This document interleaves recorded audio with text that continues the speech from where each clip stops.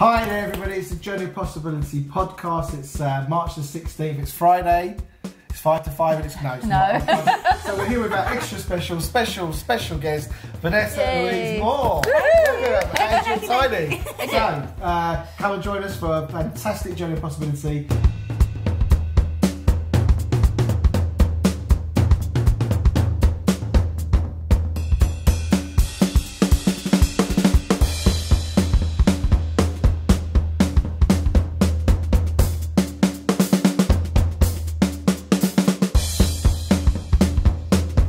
Show and just click every trip.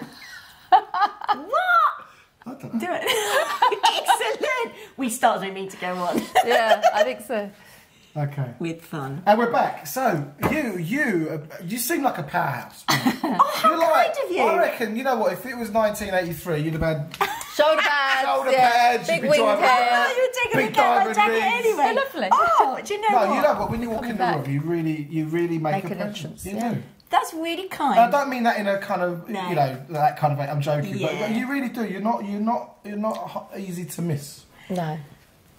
I really appreciate you saying that. And I mean that in a few years really ago, I know great way. I get you. Yeah. Thank you for that. And a few years ago, I'll be like that. Oh, thanks. Yeah. I don't know how It's to funny take that- that. yeah. But I'm just, do you know what? I really appreciate you saying so, because that's something I've really started to lean into of late. Is, you know what? If we don't accept the fact that we're a powerhouse, what are we? People are going to stop saying it, aren't they? Yeah, but I said yeah. to you when we were getting ready for the show, is you seem like someone, because I don't know you that well, so I'm going to say that up now. So I may find out some dark truths within this session. We're all learning and vice today. versa. But you seem like someone who's up to something. I mean, Yeah. I guess the best way other than very recently, which we'll talk about in a second, is actually we won't go into it right now, but your Love's Calling course, which we'll talk about in a second. But what kind of question was everybody? What kind of led you to turn up at BeCollaboration? What was your personal journey?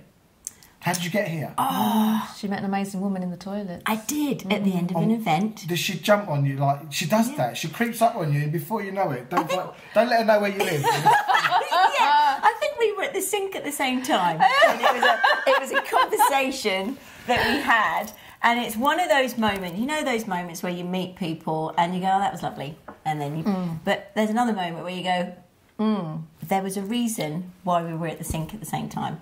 Yeah. And there was just something about you. And then you sent me a wonderful link about the butterfly. The imaginal cells. Yes. And I went, this woman gets me. Brilliant. Was really touched. Sent a reply back. Was chuffed to bits with the response. And instantly there was just a pathway of communication that just flowed. And effortless. And that for me is where, to use your terminology, is where I believe we're in our genius. When we absolutely know we are in the right place at the right time, meeting the right people. I do believe, and I've got shivers as I say that, and anybody who knows me, my goosebumps show up when I'm in that place. We invite that in for ourselves, and that's my work. I haven't recognised that fully as it is until really over the last few months. But what led me to Gill and BeColl was, and I say this every meeting, it's a safe place to be. And all my work last year, when I met, it was June, so the beginning of last year, where I decided to make a change and that my story had to change, I then started putting out questions. You know, how do I need to be in the world? I need to be the person I want to meet, not just romantically, but whether it's work or friendships, and that for me is what I'll go Almost into a bit later. like attracts like. Absolutely, you know, and once you have an amazing woman like this show up in your life, you just go, I know my life is a mirror. My life doesn't happen to me, it happens for me. So when Gill showed up, I was just like, great, I'm on track. Do you remember though, just being specifically, we started a conversation in the loo, like you do, ladies' toilets of some posh hotel in London, but both of us were like, yeah, and another thing, and another, and it was like, people coming into the loos were like, what's going on with those two? And it happened like that, didn't Jill's at it again. Yeah. But it wasn't just that was a nice lady and we had a nice chat. We both kind of came out of the toilets going, we're going to get in touch. We knew that wasn't the end of it. We did follow up, didn't we? Yeah, because a lot of times you promise to follow up, which is bad because it's a bit, I'll give you a call, or I'll catch up, or here's my card or whatever. But then some people you're really drawn to, and Gill was one of those people. And vice versa for me. It was, I kind of went away. In my head, I always tot up, well, that was a nice person to talk to, they might be useful for that. That was oh God, Vanessa. Yeah. And that was like icing on the cake for me for being there, because I knew that we were going to connect up again. Yeah. Whether you came to BeCollaboration or not, I just knew that you were somebody that I wanted to meet likewise. Up with. Yeah, no, likewise. I'll just wait over there while you two finish this film. We have our little love fest. I'll come back in half an hour. No, but it's awesome though. As a comparison, it looks random, but it isn't. It's not. No. As a comparison, it's very similar to when you and I met. Not that we were shrieking and met in the toilet, but I'm not allowed in. That's another show. Yeah. But it was a kind of phone call, email, lunch, and it just grew and grew and grew. And then look what's happened to us. So be warned, you never know what's going to come out of this. Yeah, Good girl. Ready. Yeah, and also as well, I think the other thing just that came to mind as we were chatting about how Gill and I met and followed up. Sometimes when you meet people and you haven't quite got the words to describe the feeling or the connection, that's when I know I'm onto something. Yeah, it's kind of because the feelings don't have words. They are just feelings. We clumsily try and put language to it. Yeah. So when you can't describe how you feel, then I know I'm onto something. That's why we write poetry and we sing songs and we draw stuff and we. You know. It's the same thing that Kay talks about. Have you seen her do this with the not kinesiology? Is it kinesiology? Where you have a feeling, and if you know, is this right for me? And your skin changes perceptibly, and you can feel it. Oh no, that's not right for me because it feels rough. Yeah, you know? Or you can do it this way. Oh, okay. Or muscle testing. Yeah, so that's another way. I get Jody, my son, to because he's strongest person around.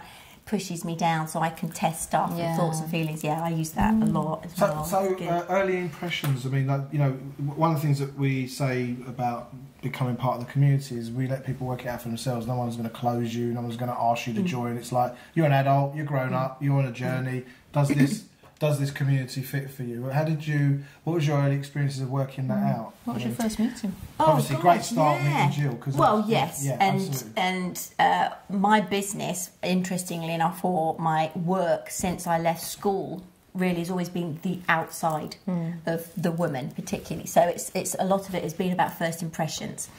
So yeah, great first impression of what you stand for, not just as a woman, but as what you're doing with Erkan and the BeCollaboration. So I'm already kind of, I think I'm going to sign, but I just wanted to experience it for myself.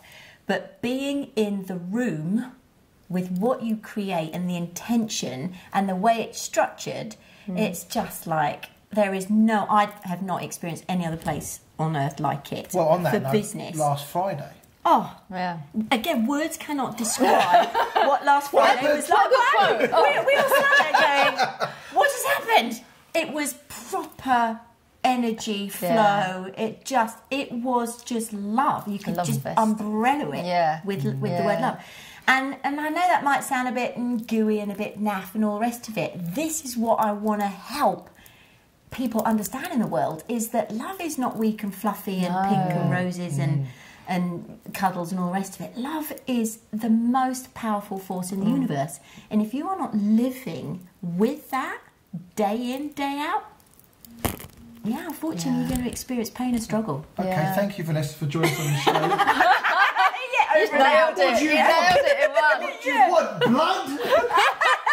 But let me ask you this, but you know, knowing a bit about your personal journey, and we don't want to dwell too much on it because, but it wasn't always like that for you, was it? So these things, you know, in the spirit of the title of the podcast is the journey, and that's what we're sharing in it is our journey. We're sharing that of our guest's journey. But you know,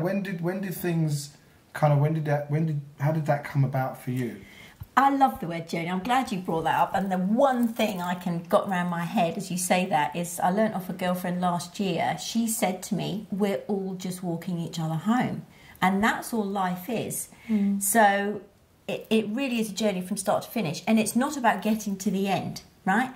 Because for a lot of people, getting to the end is a mere formality, right? Yeah. For me, it's the bit in between. So if you're on your gravestone, you've got Vanessa Louise-Moore, born 1974, you know, died here, and with a dash in the middle. It's the dash in the middle, right? That's the journey. So we're all just walking each other home, and it's when I look back at my story, my journey, and how it all came about, I had a really great upbringing. My parents are two of the most remarkable people you could ever wish to share your life with, let alone be blessed to have them as parents. You know, they love each other. They're good, honest, hard-working people. We all have our own issues. Okay, everybody has a story, but they work hard. You know, it was all about be kind and have fun, and the generous to a fault, absolutely. So here's my confusion. I couldn't understand why I hated myself so much. When you've got such a loving environment, and my dad had a successful business, so we were very blessed. We had holidays every year, which, you know, the schools I went to, so did my girlfriends. It's not till I leave school and hear that not everybody has a holiday every year. You were lucky. Yeah, I was. I really was blessed and lucky. And however, my dad never, you know, he worked hard for that. It's nothing ever landed in our laps. So it was earned. Massively so. Yeah, and it wasn't just luck, it was hard work, and there was a clear correlation between effort and reward. And, yeah, you know, and because he, from a young age, well, his dad died when he was 13, and his mum was pregnant with her third when his dad died. So his story is, you know, got to get out there and earn it, because that's the only way it's ever going to work. But that was quite of that generation. Our parents' generation was the only way you were going to do well. You had to work hard. There weren't no luck. No one's going to help you. Yeah. You know, and my background, my parents were immigrants in England, so there weren't anybody to help you. Everyone was trying to survive, and so working hard and making your way was what was going to set your life, you know, your life on. Well, as we know, that's all part of the programming now, isn't it? Because it's not the way. I'm not adverse to hard work at all. Effort, but the effort is aligning yourself with the flow, the drift. I love that. Yeah. I did like that. Yeah, I did. It really did. And just so... Oh, God, I struggled with the way I looked growing up. I was dumpy, I was blonde, so I had no definition in my face. I had a frown on my face. I was born looking like Winston Churchill. My family... So at this point, I should get Matt to put your baby photo up.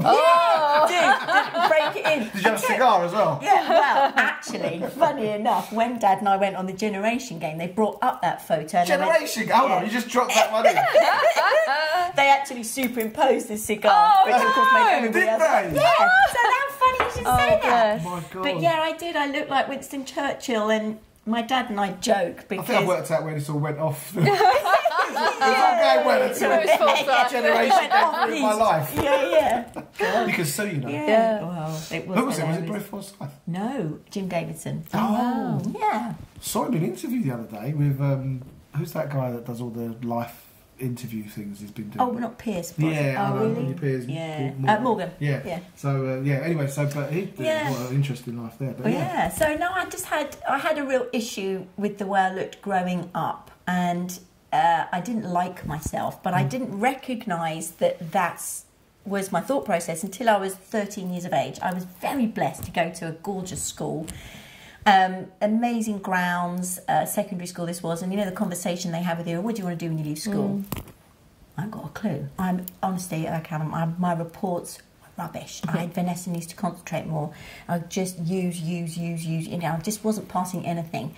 Dyslexic, didn't realise that till 13. Short-sighted, didn't know that till I was 13. My name is V, so I'm at the back of the class. So is there any wonder I'm constantly looking out the window? Yeah. And being dyslexic, you don't learn the conventional way, but of course with the understanding that they didn't have about that then, my dad only realised he was dyslexic because of the test that we went through. So thanks for my dad, I tell you, because he would say, look, I appreciate school is difficult, lovely, but you know what, show up, do your best, be kind, enjoy the bits you're good at, good advice. Give it a good shot, and then when you leave you can do what you like. You know, there was no pressure on me to get any grades particularly. It was just, please, just do your best. And I've met your dad, haven't I? Yeah, and he's a gorgeous still man. Supporting you to this day. Oh, massive. Yeah, we do loads of work together. I've seen you on Facebook a couple of times with him. Does the videos and things, doesn't he? Yeah, lovely. And so he's... So he enjoys all this sort of thing. Oh, he loves it. Well, he's self-taught because he went into insurance and financial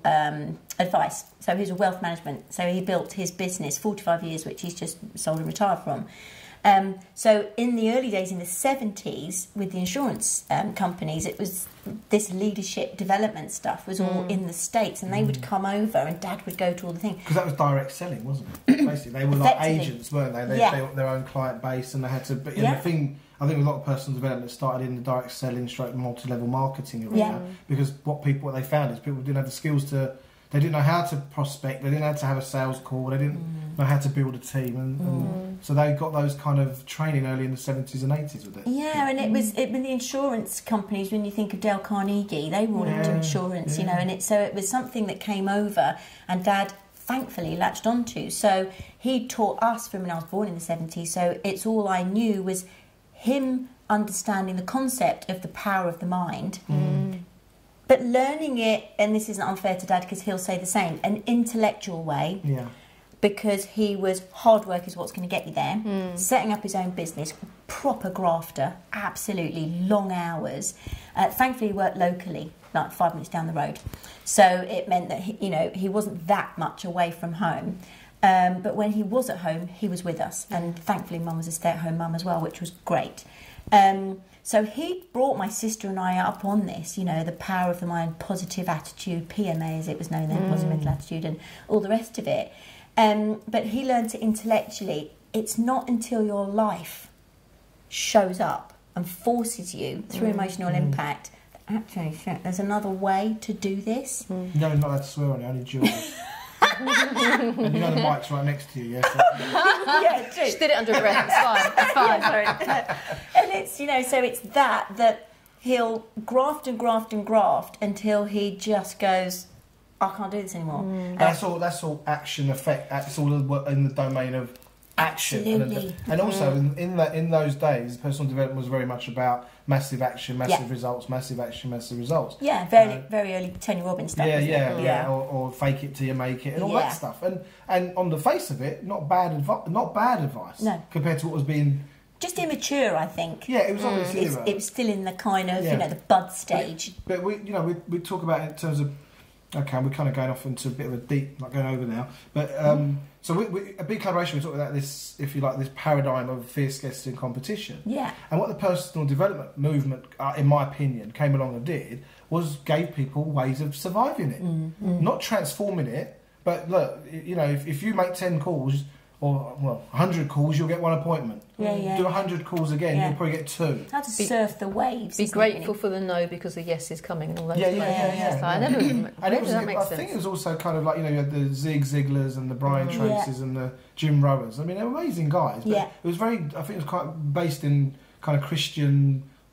Grounded, hard work kind of ethics. Well, don't forget, if it's come over from America, what were they all about? And they're rah-rah, aren't they? Yeah, absolutely. Yeah. And it was all about the success factor, and what was success to them was loads of money and big cars, and that's why their cars were enormous, and big houses, and we're better than everyone else. And if you look at it as well, when you read Pendulum, when we're talking about society and how that changes, in the 80s... It was all me. It was all about me, the Thatcher era, and, I can do it, I'm going to be amazing, I'm going to be fantastic, and sod everyone else. Yeah, and that's a very masculine, when you talk about this, a very masculine energy, not male-female, masculine energy. Masculine energy, to me, in my understanding, is logic, power, control, which is what we needed to bring us out of where we were 50, 60, 70 years ago, but we've kept going.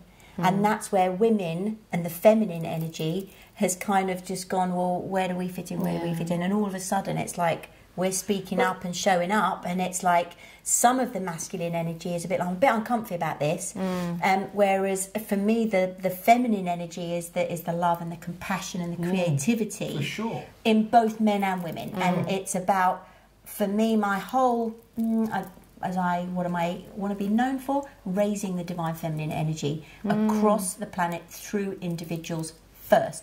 So it's about I've been very much in my masculine energy in my adult life, having to take control in a marriage where I looked after everything and then became a mother and had a business. And so I was very much in my masculine energy, because if he wasn't getting any help, then it was only me to do it. But that's all in survival, wasn't it? Massive, yeah, and which is again masculine energy. So of course I neglected the feminine side of me. So yeah, great, I can do it on the outside, right? Long blonde hair, makeup, this is my industry, cosmetics, because that's how I got into the outside, working on the outside of the woman, was when I was asked that question, what do you want to do when you leave school? Okay, that's a really good question. I've got no exams, I don't really know what I'm doing. I've chosen the GCSEs that I think are less intellectual, like music and art and stuff like that, because I didn't have that academic. Great with the flute. Absolutely. I did play the flute, funny enough. Played the flute and sang. You getting me, absolutely. But what do I want to do when I leave school? And there were sort of people saying, I want to be a journalist and a lawyer and stuff like that. And I was like, I want to help people feel better. Why do I want to help people feel better? Oh my God, because I hate myself. Wow. God, that realisation hit me when I was 13 years of age. And I danced from when I was 6. And my mum said, well, why don't you go to college and learn hairdressing and beauty therapy? So I remember showing up in the library, so excited. I'd been accepted into college. I needed maths and science, which I got with a C, and they were my two favourite subjects. Just scraping. I did. Yeah, oh, yeah. You need. 1% above. That's me, poke my toe in. So I've been accepted, and we show up at the library, and out of a year group of 60 girls, who here knows what they're doing when they leave school? 3 of us put our hands up. Oh my God, this is really exciting. I'm one of them. Yay, for once I feel like I fit. So, Joe, what do you want to do? I'm going to be a journalist. Well, that figures, you know, because you're great with words. Good for you. Brilliant. Yeah, but she's patting herself on the back. And Wendy, what do you want to do? I'm going to be a solicitor. Oh, yeah, well, that figures. Your debating skills are fantastic and you're strong and confident. Rah, rah, rah. Vanessa, what do you want to do? I'm going to college to learn beauty therapy. And they just laughed at me. Really? Oh, my God, I felt so...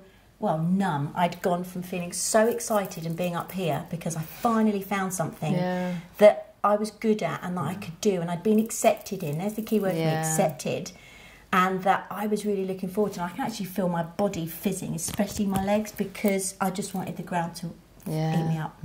If my bladder had been full, I'd have wet myself. I was so scared from not knowing how to deal with that. And I went to college and I loved it, and I worked on the outside of the woman because it seemed the most natural thing to do. But it kind of is, I suppose within that, it's the most obvious thing. Yeah. Because if you look all right, then probably you're okay. Well, it's not. I didn't at 16 when I went to college. That was the thing. I was still dumpy and still all the rest of it. But it was something I was good at. You know, I'd been doing makeup on myself and my little mates as we danced from 6 years old. You know, my mum got me a little fishing tackle box and stuck stickers all over it and gave me all her own makeup. And we went to competitions. I had a little row of 8-year-olds that I was making up, and I was only 8 myself. And everybody looked great. Love yeah, now, there we go. I didn't get paid for that. Yeah. So it's, you know, and I love how when you look back, the dots you can join, but when you look forward, they're stepping stones. You know, it's been said twice today already now. Oh, has it? It's amazing. Angela said the same thing sitting in that chair. Oh, isn't that funny? It is really, because you do. You look back and it kind of seems to tie things together, but you look forward, that doesn't seem so... Well, and that's where I kind of, when I do look back, I go, oh, okay, I can understand now why I was guided to make that choice, which then gives me the confidence that I still work on, because I still have a lack of confidence, this stuff that's been chipping away at me. It's never a finished project, is it? No, ever. Until the day you pass over, absolutely, and it's never done, but it gives me the confidence to look at the stepping stones ahead of me because of where I've come and go, you know what, those were once stepping stones. So, and it just made sense, and I went to college and I loved what I did. I went away on the ships when I was 19, cruise liners, and I worked in the Caribbean. Cool, that must have been amazing. I loved it. I was actually running away. Yeah, of course. But you were with the circus, at the same right? time, yeah. You know, and that must have been a ball. Well, Did they have Facebook back then? No. All mobile phones. No, all mobile phones. That would have been, oh gosh, I can't remember when, 90 or something. And 93, 94. And so I did that, and then I came home and I realised I didn't want to do therapy anymore because I didn't want to just sit in a room with music, twinkly music, massaging people. I wanted to be a bit more sociable. So then I found a course at the BBC and trained to be a TV and film makeup artist. Great, I'm using my skills that I love, but I'm also in front of the person. what I learned about myself there was I seemed to be the best person to be in front of the person who was about to go on camera. So I had a calming influence. So I was working on people who would do this obviously for a living, but also work on guests and people that were going out to shows that were nervous about performing. But I happened to be somebody, so I just learnt that I was a good people person, and I was better at connecting. Do you think that was kind of you developing your empathy skills of being over there with them and your attention's on them, and you're not having to worry about you anymore? You're doing something you're good at. It's about, you know, you're kind of over there. It's a great place to be. Yeah, I did. I loved it. Did that fit for you then for a while? It did for a while, yeah. And then, and I only know this by looking back, it was only the ships that led me to that decision, and then that decision led me to meeting a woman who introduced me to a company where I set up my own business, and that business meant that I was able to look after people with their skincare and their makeup in the comfort of my own or their own home, because with the TV work I was all over the place. And as a young woman, having met my boyfriend, who then became my husband, I knew I wanted to settle down. So I did need something a little bit more close to home that I was in control of, because I wanted to work. I didn't want to just be a mum, which I think is an awesome profession, but I felt there was still something in me. And I had that business for 20 years, and it I would say it kept me alive, because I met some of the most remarkable people.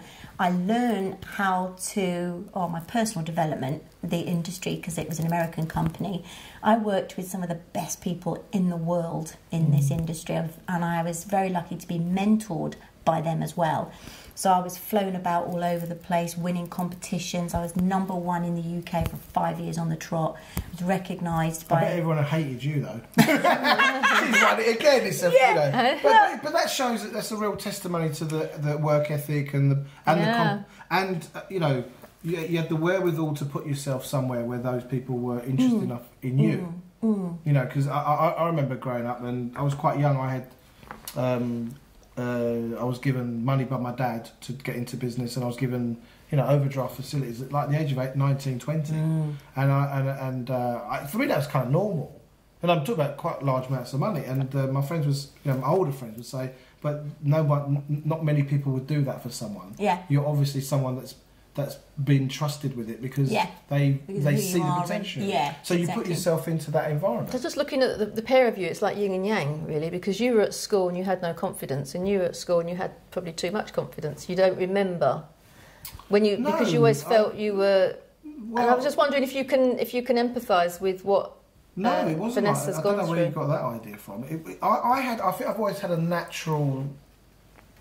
I don't think I ever lost my core who I was. I don't think I had to remember it. I'd never lost it. I don't think I did. No. But it was hard to find a few times. But, you know, I was at the effect of racism from the age of 12, which completely, like, you know, your thing about they laughed at you when you chose your thing, is I walked into a new school at the age of 12 in Hertfordshire, coming out of North London, and first day at school, obviously I came, you know, 3/4 of the way through the second year, and I walked through and I got punched in the face and called a packie. And my world just shattered. You know, and it was hell.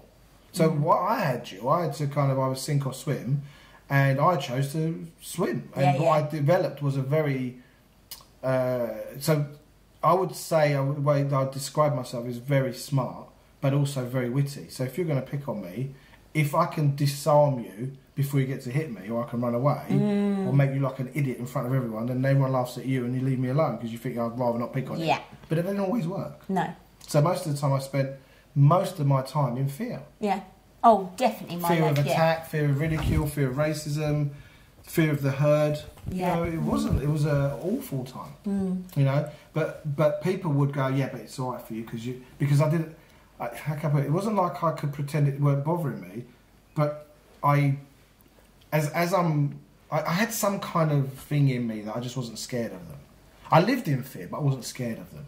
I see, now that's the complete opposite of me. I lived in fear and I was scared of everything. It was I knew something could go off at any minute, but I wasn't going to let them get the. I've done things that probably not good. But that's where you were sure of yourself. No, I think it was. But you just said that it was. It was fright. It was kind of like you knew who you were. Yeah. You knew who you were. Where you were still searching for. Who you I'll give you an example. Just didn't know who I'll give you an was. example. Right. So I got nicknamed Gaddafi at school, right, by my teachers.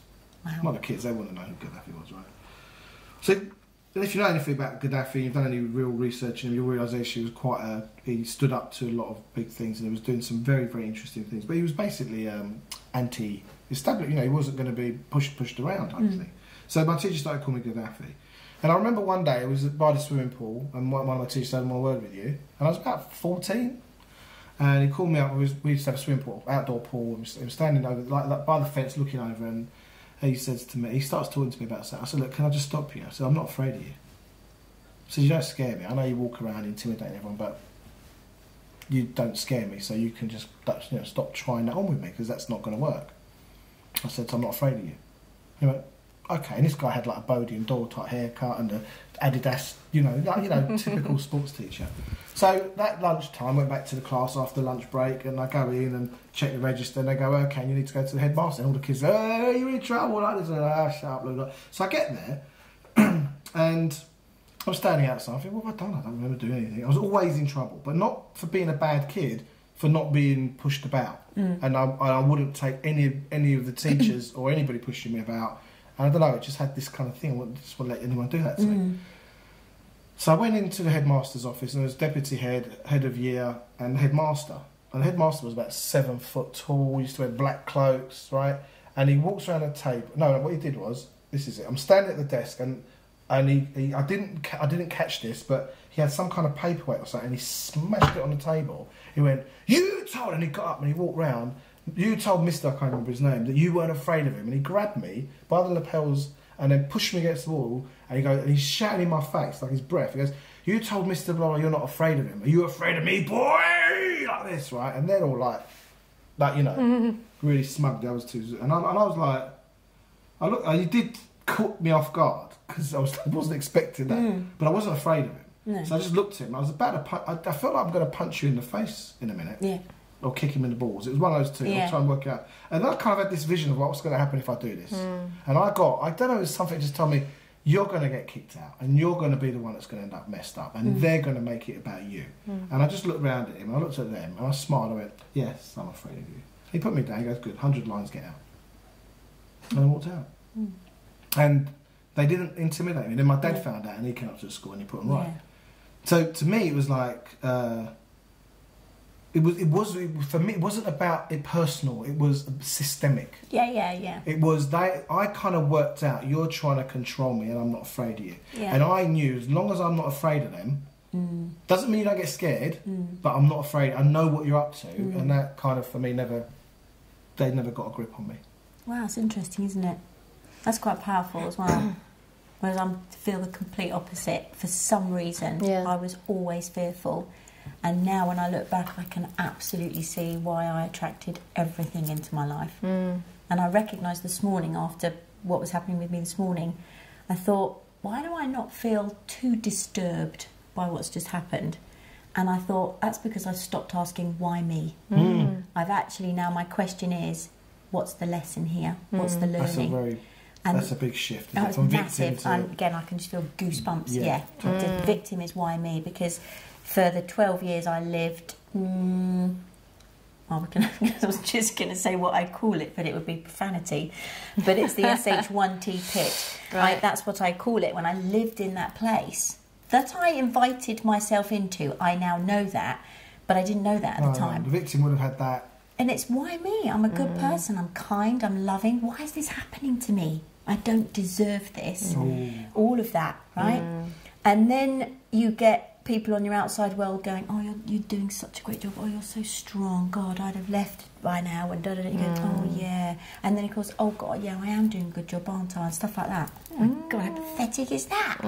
You know, and it's not until you wake up to yourself that you actually go, if it's meant to be, it's up to me. You know, it says more about them than it does about me. And actually, people are only doing the best they can with what they know. And it doesn't just, it's not that it lets everybody off the hook, but I just thought, when am I going to take full responsibility for myself? And I always made it about everybody else. I never put myself first. Well, a victim can't. Because it's always out of their absolutely out of their hands. Isn't it? And it's I think it's just I had so many wake-up calls that I didn't wake up to until I found myself in a position where I found myself contemplating the unforgivable. I was contemplating killing somebody. 3 o'clock in the morning, I'm lying awake, I don't know, having tried to cry myself to sleep for the umpteenth time in so many years. And then I woke up to myself. I was awake, but I woke up to myself because I was thinking, suffocate or stab? What would be messy? What can I get away with? How could I explain it? Stain the carpet. Absolutely, yeah. And it's just like, oh my God, what am I doing? I can't do this. And then it was just then that battle of, how on earth did I get here? What's happened? Where am I? Who am I? How on earth am I going to get out of this? I need a flipping miracle. And then with that came love and gratitude. And I was like that. No, I said a miracle, not fancy fluff, you know, and all the rest of it.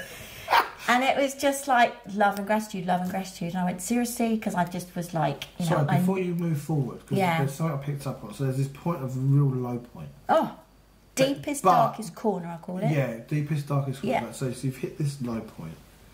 And there are people that carry on through the low point. And ultimately, you know, whether it's suicide or they kill someone or they do something really spectacularly dysfunctional, I suppose you could argue. Or attract a disease to themselves. Or get ill or something. And but something like, I don't know, was it a self-awareness? Was it I've been one of those divine inspiration is the word that comes to me when you say that, because this is a question of what was it? And I remember saying to somebody only a couple of months ago, actually the end of last year, the amount of times I prayed that a truck would wipe me out because I was too cowardly to do it myself.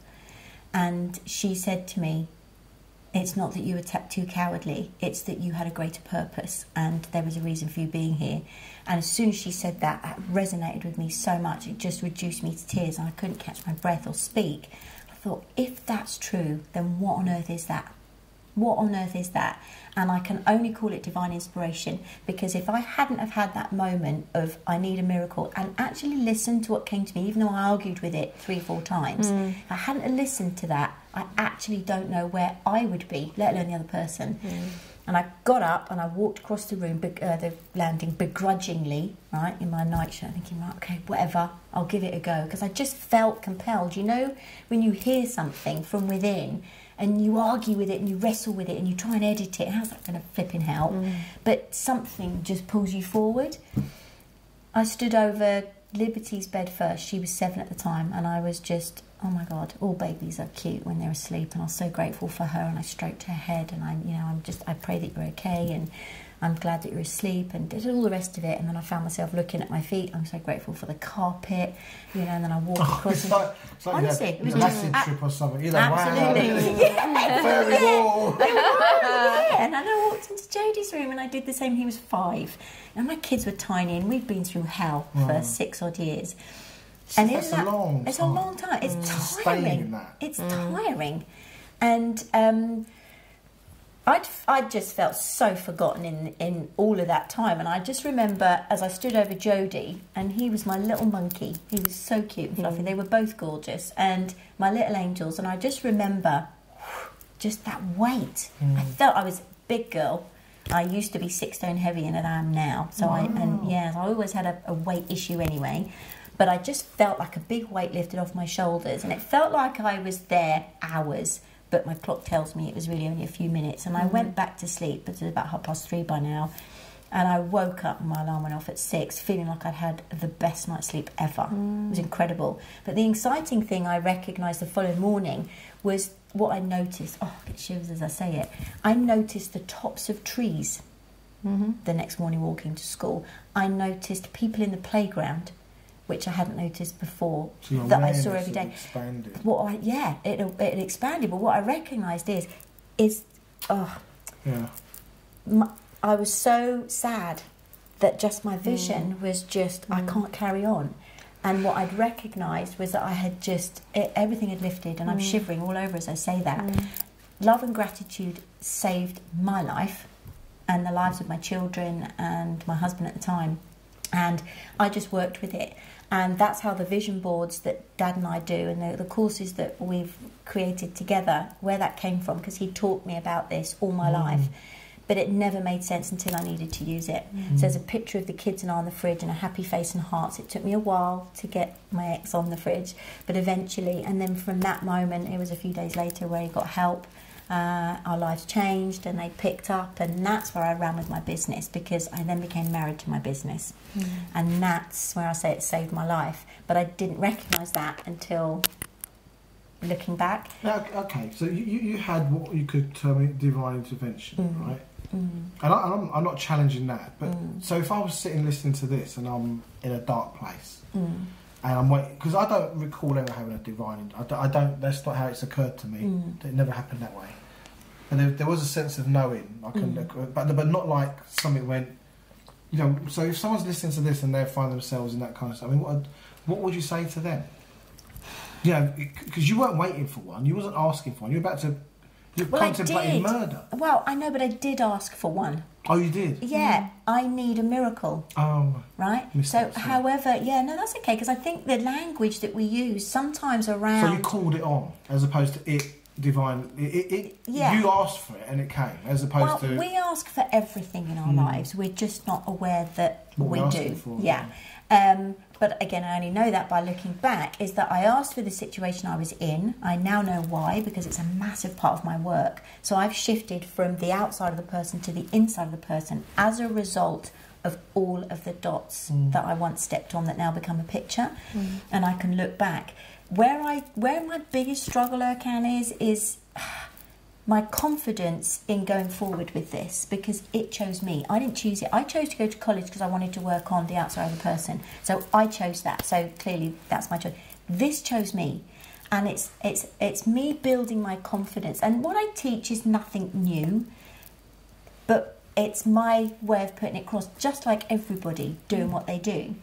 And where I feel my confidence lacks, I've always feared the ego and being conceited. It was always my thing at school. I was always the one that nobody was really friends with. I was always overpowered and intimidated and manipulated by more powerful characters. God, did I attract that into my life in every area. Because you've got to keep proving out something. Absolutely. I am the victim. I am manipulated. I am intimidated. All of it's not fair. Why me? Why me? And of course, it's not until you go, why does this keep happening to me? How many times have we asked that? Why do I keep picking the same person? Why do I keep feeling like this? All the rest of it. Until you have a moment where you just flip the questions, like I did, from going, how can I kill somebody? How can I do this? How can I... to I need... Bang. Came in. And I just had the wherewithal to go with it. Because I didn't want to be where I was anymore. And I think sometimes, and because of our programming and the fear and the lack and the scarcity, we don't appreciate that there is something else out there for us. And then one of my big questions is, what's the alternative? If I don't want to be happy and I don't choose happiness, what's the alternative? Then flipping out, accept that. People say to me, oh, you know, I had a girlfriend say to me this morning, you're so strong, I so admire you, and all the rest of it. I really struggle sometimes to accept that. Because, and like when you said, powerhouse, you know, if I don't accept it, what's the opposite of that? Yeah. What is the opposite of that? I have a friend who, I said to her, oh my goodness, you're so strong, I don't know how you cope, because she'd gone through 2 major disasters that most people would have just keeled over. And she just looked me in the eyes and she said, you'd do exactly the same. Yeah, you would. And it's like, yeah, you're right. Yeah, okay, good point. And you find it from somewhere. And when people go, oh, poor me, it's like, oh, why me? Why not me? Yeah. You know, so if you don't like this, what are you going to do about it? Yeah. And then you find the strength within you, don't you? It's a massive word for me, choice. Massive. You know, and it's, if I've got this much energy, so a lot of my work now is around the invisible. So where I worked with the visible bit, I now work with the invisible and the visible together, and that's what I'm really excited about with my philosophy that I've given a name to and a concept.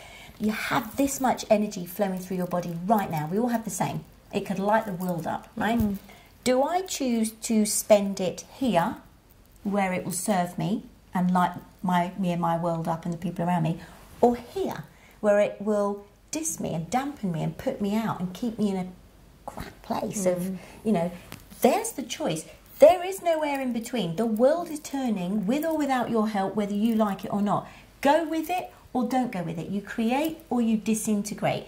And it's not until I get to that point where I go, if I've got this much energy right now, because that's all we have is right now.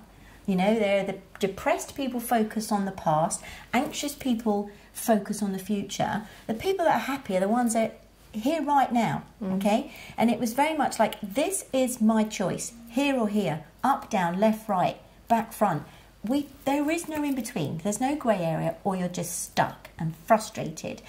So in that moment, and I'm only human and I still go here, right? I'm totally there, but I recognise it now. I either choose to stay there and just wallow in it, but it's a 5-minute pity party now. It's a visit, isn't it? You're not a resident. Absolutely, I love it. You know, so I don't unpack. Yeah. You're not putting your clothes in the drawers and so I did a little while ago. So all that experience and many things more you could probably go tell us about, which is a lifetime's experiences. You've designed a course called Love is Calling. Love's Calling. Yeah. Sorry, my apologies. Okay. Love's Calling, which I did back a little while ago. October. Yeah, 5 months ago. I know. Tell us about why you have blow up dolls in your. I forgot about that. Yeah, when you said something you were going to talk about, I didn't think about that. Yeah, you're going to like this bit. Stay tuned. That's interesting. Yeah, because I thought that was a really great way of introducing that concept. Ellie is going to be my genius slot, so I always don't give too much away there. Yeah. How did I get to Love's Calling? A girlfriend of mine who I met, and we had a very intense, and I'll say love affair, but in no way was it romantic at all. I love men, right? I'm in love with I suppose if a bromance is a bromance, what's a chickmate? So I don't know, it's a good question. Yeah, hold this. We'll think of something. Can I have 50-50? Can I phone a friend?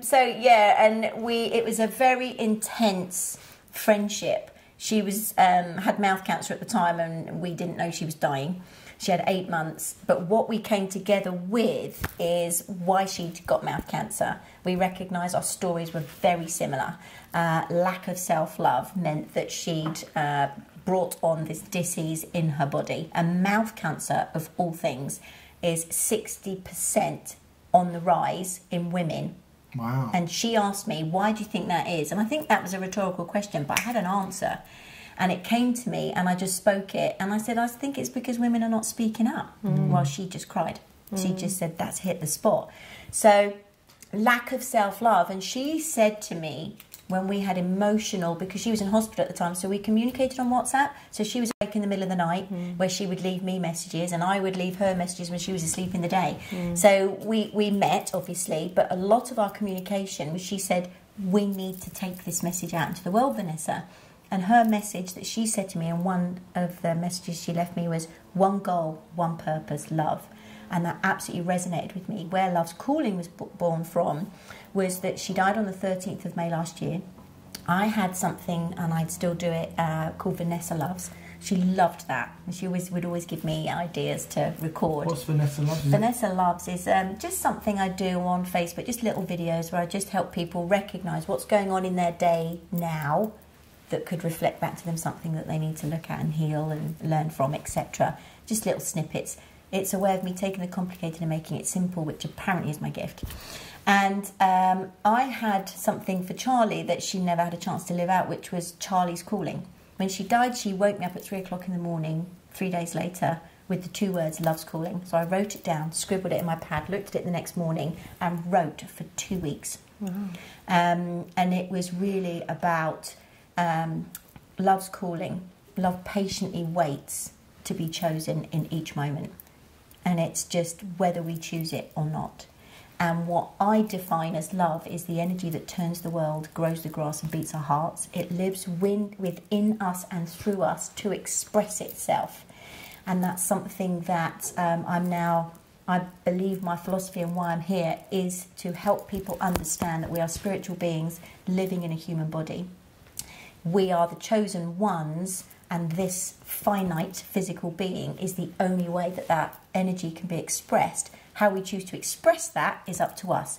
Do you speak for a living? Do you play sports for a living? Do you sing? Do you write? Whatever it is that is calling you to do. The problem is people go to work to earn a packet.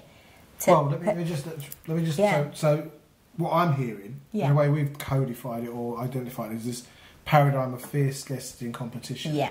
And in that there's survival, there's self-interest. If we look at a lot of our marketing is very male-dominated terms. Marketing started out from after the war. Segmentation, targets, strategies. All this language is very left brain. Goals, exactly. The whole personal development movement was set on goals, and they had this myth about if you set your goals and then you're more likely to hit the target. All is good. It's all of that stuff, right? So what I'm hearing, what you're saying is and Gill and I think early there was this period when we was at BeCollaboration meetings, and I think about 2 years ago, and we looked around and I said, where are all the women? Yeah. Where that's they? key. Where are they? We're not. I don't think what we've got is inherently. It's not a male or female conversation, but it's very feminine. It's a feminine energy, right? I'll go with that, right? Because it's a right brain, heart conversation, right? And we are. In fact, I'm currently working on a new vision and mission, and part. I'm not really revealing anything special about the VNM, but I'm working on rewriting it at the moment. And it's exactly transforming the human experience from one of fear, scarcity, competition to love, connection, and abundance. So I think there's a lot of things at play that are beyond just our personal experience. Whether it's for our school, whether it's for our society, but it's interesting what you say about mouth cancer in women, because to me, the conversation we're bringing to the world is, I'd find many women would find it a lot easier to go, that's brilliant. I can get that. Yeah, they find it easy because that's the conversation they've got going around in their head and in their hearts, because that's who innately we are.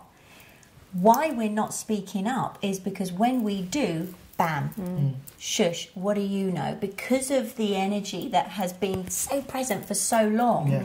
And I'm really blessed that the men in my life, my dad particularly, is very much, oh my God, I think women are amazing. It's far superior to men. It's not putting men down, but you know your stuff, girls. Why? Come on. So when I shine, my dad's like that, fab, oh my God, brilliant, good for you, come on. Maybe the key isn't women, maybe the key is fathers or daughters. Massively so, and a lot of the work I do. And also it's mothers with sons. And mothers with sons, absolutely. And thank you for bringing that up, because I think that's the main reason I left my marriage, was because somebody had to break the cycle. And the thing is, bless him, but we're all conditioned, and he was only behaving the only way he knows how.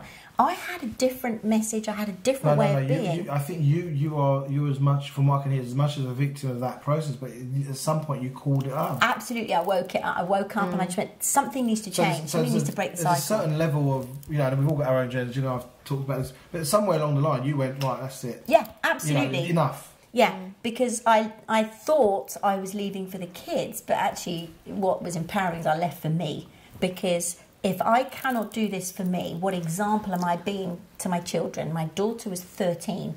What am I saying to her if I stay? And what am I saying to my son, of course, if I stay? But also, you must have been leaving for your husband, because unless he starts to wake up for himself... Absolutely. You're just perpetuating the whole cycle again and again and again, and until you go, you know what? Yeah, we fed each other, which is why it worked for 21 years. Well, that's what you kind of term codependency. Absolutely. One was my addiction. The other one in, one keeps the other one in. People was my addiction. People, food and perfectionism. So I would make myself look as best I could on the outside, because I could, that was my industry, so I could get away with it. Whereas actually, if I was being really honest, I was totally covering up the mess I was, how frightened I was. So the confidence I wore, when I took it all off, bang, it wasn't there. And that's one of the things that's quite interesting, because, I think earlier on we were talking about people who come to BeCollaboration. If they're in that mode where they want to pass their cards and tell everyone what they do, and come look suited, good. Look like they've really got it sorted. It's a real indicator. This might not be. You might not be ready for this level of authenticity. Because when you get into that stage, then what you're saying, who you are, is more important than what you're projecting or what you're trying to... And the other thing is we... convince others of. Yeah, are we really being who we are, or are we being who we've become as a result of our stories and our conditioning? And I think that's now where I'm so excited about the work that, and the label I've given it is... I help people get naked, and what I mean by naked and is... that's explain the black dolls as well. Let's get to it. Yeah. Oh, come on, we said we'd have a bit of a laugh.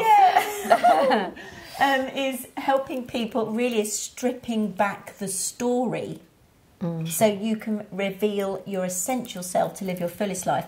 If you play the story, if you play the part of the story, then you're only living a half life. So I help people strip back, and that's the whole naked theme around it. Because I had a naked dream for as long as I can remember, and I think many people have had it. You wake up and you're in the high street and you've got no clothes on, right? This is where I wish I was a bloke. Only one hand needed. Right? I'm not a bloke.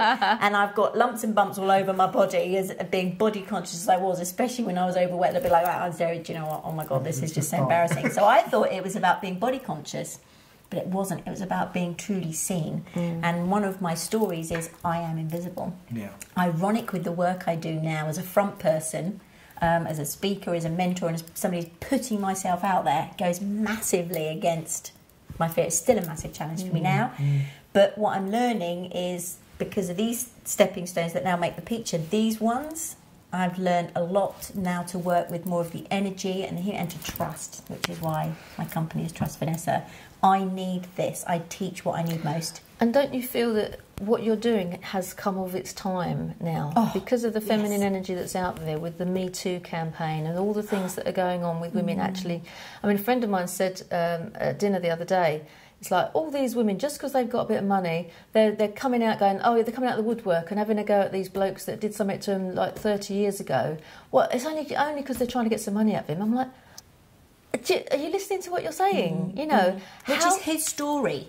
That's his story. Exactly. And completely playing out. And this is the thing when you work with people, is that when you have conversations with them, sometimes what's running through my mind, and it's because I have to hold a space. I choose to hold a space, a loving space with no judgment. But the human part of me is thinking, have you any idea what you're revealing to me? What's going on in your head? Absolutely. And that is where my compassion comes in. And I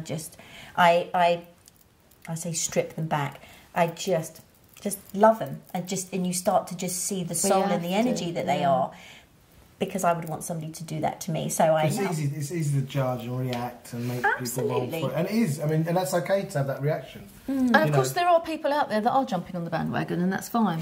But thank you for saying so, because I think also as well, we saying it's come of its time, and evidence of that is meeting you as well on a similar mission. You know, we just are expressing ourselves in a different way. And my values at play are just love, trust, connection, joy, kindness, and service. And if they are all in play, then I'm winning. Yeah. I'm in the flow. I'm going. You know, I'm making an impact in the drift, or whatever it might be. If I'm at a place where I'm going, oh, what's going on here? And I look at my 6 values, and one's out of shot, they just get back into flow. Yeah. One of the things that I'm encouraged by as well is when you look at the gun campaign over in America, a lot of the kids that are doing the campaigning are girls that stand in the front who are speaking out, and it's like, at last, you know, they're getting out, and they're, you know, Oprah Winfrey has given so much money to make sure that the kids can leave school on, was it the 28th of March or something? They're all going to abandon the schools, and it's until someone does something like that, you know, no, it's like Northern Ireland. It was the mums that got involved. The Hackney riots, it was the mums that got involved. And you do feel like now is the time for women to stand up and be counted. And also as well, not just women. When you talk about the guns and the Northern Ireland thing, the one criteria of all these people for me is courage. Whether you are an 8-year-old girl, a 40-year-old woman, you know, or whatever, Parks, you know, exactly. Someone's got to be brave. Somebody has to be brave enough, and that's why one of the things I'm now is, are you brave enough to work with me? Because this is not easy work. Recognising your story, or the fact that you've even got one. Everybody has one. I still have mine showing up. But you recognise your story by how you feel. When you feel any negative emotion in your body, your story is at play, and you listen to it What's it teaching me? What do I need to learn? Right, okay. You have to really accept the dark shadow side of you. It's the only way to feel any type of completeness. Yeah, you can invite loads of loving, loads of loving, loads of loving, but you have to meet that. The darkness needs to meet that for it to integrate, to marry, for it then to become complete. It's yin and yang, it's black and white, it's up and down. We only know one because we have the other. So it's helping people recognise where that story is that's blocking the flow. And that's what I came up with my human prism principle, which is what I'll do my known and be known about, because I'm so excited that it involves the two things I'm passionate about, which is the invisible and the visible. The two only work together. Have to work together for you to be able to express yourself fully. What's getting in the way is a story. It's like a lead umbrella. Yeah. So how can you be intuitive if you can't hear the message that's coming through? Exactly. Yeah. It's like the music playing when you've got earbuds in. I mean, you know, it's just like, you know, or, you know, you're in a place where you can all hear something go nag, nag, nag, nag, nag. But you know, you're just not. Absolutely. So opening yourself up and revealing your naked self is, wow, scary. Good for you. Exciting. It should be scary and exciting all Absolutely, in one. all at the same That's time. a good idea on saying. So I've got a question for you. So You still want to know about the blow-up doll, don't you? I'll message you privately. do you use electric pump or foot pump, or do you go down to the electric stage? No, I do. I just blow. Manual. I blow her up. You can look at it with fake answers. Yeah. It's more of a question about BeCollaboration. Yeah. You know, you're here now, and we've said that, you know, there's kind of, you know, whenever you say there's two types of people, and everything it works, there's always other ways of looking at it. But one way you can look at your participation in BeCollaboration is as, especially for new members, they come, they sit, they learn, they make the notes, they go away, they start talking, start feeling their way within the community. You obviously took that step now to be in front of the room last meeting, and then you got some other things scheduled up. So now you're contributing and you know, engaging the community and showing up in the community. There is another level. You know, there's the leadership level, the kind of, we call it the guiding light level, is where we're starting to actually start, and this is something we're going to be pushing on a lot more going forward. Not just guiding and developing the organisation, but creating opportunities with our collaborators. Yeah. So we can bring, you know, to help get you, get our members' offerings out to the world more. Yeah. But that aside, what would you hope for BeCollaboration to come over the next 2 or 3 years? What do you think? What do you think? What do you see for it? It's probably a bit of an unfair question. No, that's it. I'm glad you said C, because you said, what do I hope for it? It's a very different answer I would give, because I was, if you didn't say C, I was going to say, actually, can I say it's not what I hope, it's actually what I see. Two very different levels and languages there. Caught myself there, didn't I? But It depends what your definition of hope is. I've got a different definition. Absolutely. But I mean, it's all, hope is always good, but it's not a word I use very often. No, but it's a good one. I like it. But for me, with something as intentional as BeCollaboration, for something as beautiful and as loving and as impactful as BeCollaboration, it's already a given that it's going to be seen. It's not a hope. But that's what hope means. That means it's something that is already. So if you're hoping, it's something that is already there. So if you look at the definition, the biblical definition of hope, it isn't about, oh, I'm wishing for something. No, it's not that at all. It's like, I'm hoping, therefore it's going to happen. Yeah. It's a done deal. Yeah. So that's how I see hope to be. Perfect. Yeah. And that's when you have that, I suppose, that knowledge of the meaning of, it's... well, it just, that's where you're coming from, isn't it? But a lot of the language that people use day to day, people would see hope as wish. Yes. It's a little bit like surrender. Yes, you have to make it clear. Surrender, people I'm not go, surrendering. No, it's actually not what you think. It's if you different. appreciate. But going back to questions, going forward. Because what we want to, it's always been part of the theme that as our community grows, certain people are going to, follow their aspiration to where it naturally needs to be, and then as an organisation we can back them, we can support them, we can, en masse we can do more together than we can ever do on our own. Massively. So have you any thoughts about that, or would you kind of... Well, one of the words that comes up for me is excitement and fun, and I think there are two things that are missing in people's lives. I don't think it's given credit. I don't think it's seen as something as a necessity. So that's why I've got excited about BeCollaboration, is because it has its own energy. It's something that's been created through the two of you, but what it's doing is attracting some awesome people that are not frightened, that are brave enough to embrace the message and go gung-ho. This isn't just a network that you show up for and you pay your membership and you do your thing and then you go home and do a bit of follow-up. This is visionary. This is impactful. This is a place that what you're creating is a big girls and boys game. You know, this is an arena. This is bigger than arena. Ooh, I like that. It's not just the court where people are going to come and just, you know, knock a couple of balls backwards and forwards. This is the big boys game, and that for me is exciting.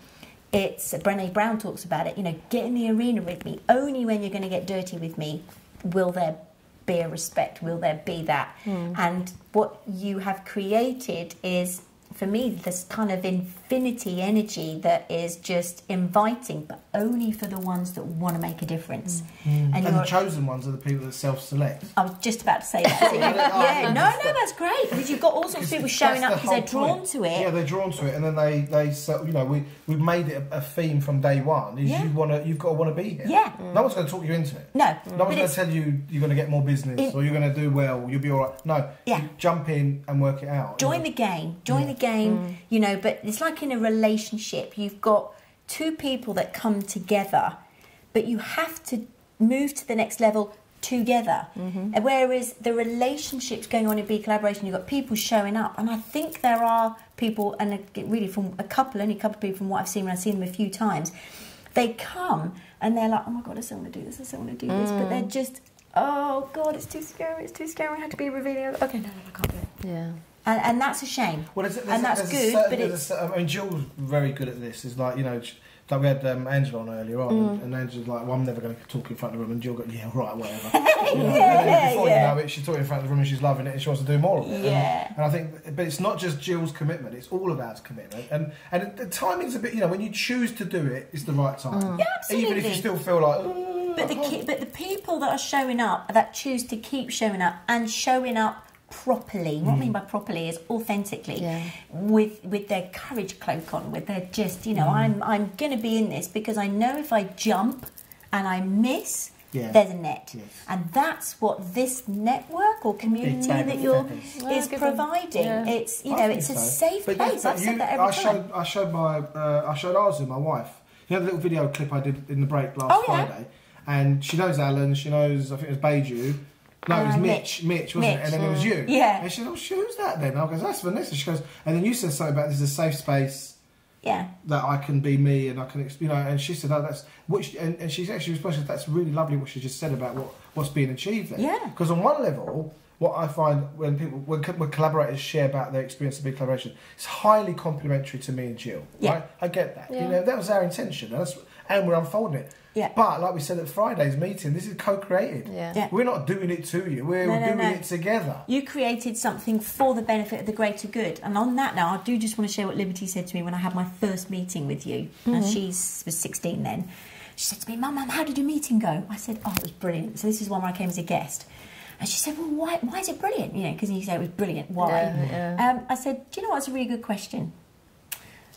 I said, with all other business things I go to, because we're in there for us, but also for business, because of the impact we want to make in the world, right? We want to collaborate together. I said, with all the other things I've been to, it's about what you do. With BeCollaboration, it's about who you be. And that is, I'm accepted, I'm loved, I'm cherished, I'm heard, I'm seen in a safe place. And she went, so what you're saying is it's not business, it's business. And I just went, I love it. Wow. But it is, and it's the safe place for me to be who I am. And I think that for me is huge. And I think it's huge for a lot of people. If you're talking about your scarcity and your competition, I don't know anybody who actually really wants that. It's negative, it's low vibration, it's negative emotion, it's draining. But we're so used to it, we don't appreciate there is the opposite. When you understand that there is an opposite place to be, that there is an alternative, the bridge is massive, and it seems you're going to be defeated, you're never going to make it. Insurmountable, But yeah. when BeCollaboration is sat here and you've got something to get to, and when you decide to raise yourself to the next level, you don't know who's there until you start to make the move. You can't see it from here. And it's... Well, there's the thing about if you move, the universe moves with Absolutely. you. When you put it, all sorts of manner of things come to play. And you have to show up as the person you want to be, and by then you will attract the people that are going to bring you to the next level, and that's exactly what happened. Vanessa, guess what? Thank you. Guess what? We're out of time. That's a perfect place to bring we it could let this to. run for a long time, Wow. because I know you've got to get going as Yeah. well. But what a delight. What an absolute delight. I've enjoyed every Perfect. moment, every second so have I. of you being with us Fun. today. And I needed this today, thank you. Yeah. You've made a difference here as well. I have to You have know, a part 2. You brought Yeah. us a real, you know, some gusto to the conversation today, so thank you. Did we explore enough? I think we've got a long way. I think we've got some more We to go. started. I think We we've got started. There's a Part Turkish 2. saying about, you know, when you spend time with people you love and then you go, always leave something for next time. Yeah. You know, like it could be a meal or go somewhere. So we've got we've got more to do. Yeah, Oh my gosh, definitely. yeah, this was fun. Thank Brilliant. you. So God thank you bless very much. Thank you. Namaste. Thank you. Gill, Tiney, have we got any news for people? All the usual meetings. I forgot you were there. We're having such a lovely time. Sorry, yeah. So just as a reminder, in March and April, our London meetings are on Fridays and not Tuesdays, possibly continuing. So always check the website to make sure you've got the right date before you come along to meeting. And hopefully we'll see this lovely lady who is known for love and lightness. Yes. And one last word. I mean, be inspired. We're doing 2 programs in the next few months. One on the 12th of May and one on the 22nd of September. The Be Inspired program. All the details on the website. They're not yet, but they will by the time you see this. Hopefully, By Kate will magic. get that sorted. So, listen, I want to thank our guests, our wonderful, delightful guests. Lovely. Great So fun. glad we bumped into each other in the toilets. Lovely. See where it goes. So was it like Top Gear, you know, sum ups at the end? So on that note, meet people in the toilet. You know, thank you very much. Take care. Bye bye. Bye. Bye.